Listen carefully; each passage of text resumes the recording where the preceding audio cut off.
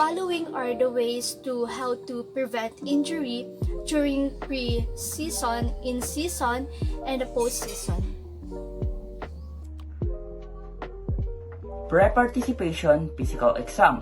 All athletes must undergo with medical examines so that it can help to identify if they may be at risk for a number of medical and orthopedics conditions that needed a follow-up consultation. Education. Coaches and instructors must know how to educate athletes on what are the things that they need to do to avoid and prevent injuries while trying to execute some skills in their daily training in Taekwondo. Also, those students will be need to learn what are the signs of those injuries in order to easily identify if they need some evaluation of the medical workers. Strength and conditioning. All athletes must have a proper program. It includes strength training, plyometrics training, mobility training, and cardio training to help them to be physically fit and prepared to all their stuff that they have encountered on their Taekwondo class. Proper equipment. All athletes should have a proper gear and equipment. It includes chest pad, headgear, mouth guards, groin pads and cap, shin guards, forearm guards, and glove. The gear should be fit properly and regularly inspected to make sure that it is in a good condition. Adequate rest and recovery time between practices and games is crucial to prevent fatigue-related injuries. Coaches should have scheduled days and make sure that the athletes will be having enough sleep and proper nutrition. Warm up. Before having a practice and training, all the athletes should have proper warm up, stretching, and drills that can help the muscles to be flexible and healthy. Proper technique.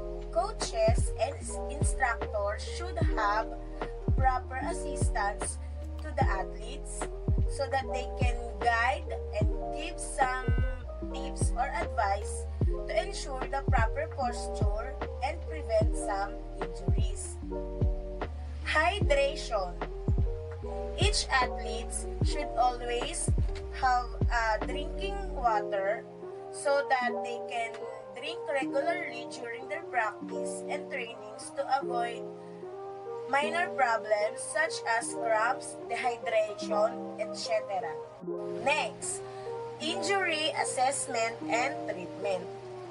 The coaches and trainers should always know how to determine and evaluate the injuries so that they can easily find some way to treat the injured athletes, whether it can help them to reduce and severity of the injury and to have fast recovery. Last, sports rehabilitations.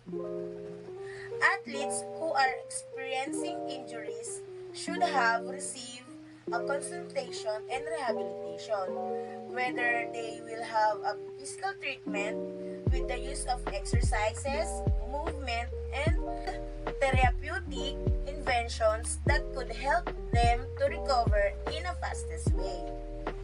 Rest and recovery. Athletes should be given enough time to rest after season, giving them some adequate time to recover in their injuries and minor pain will really help them to be prepared for the next season. Injury evaluation.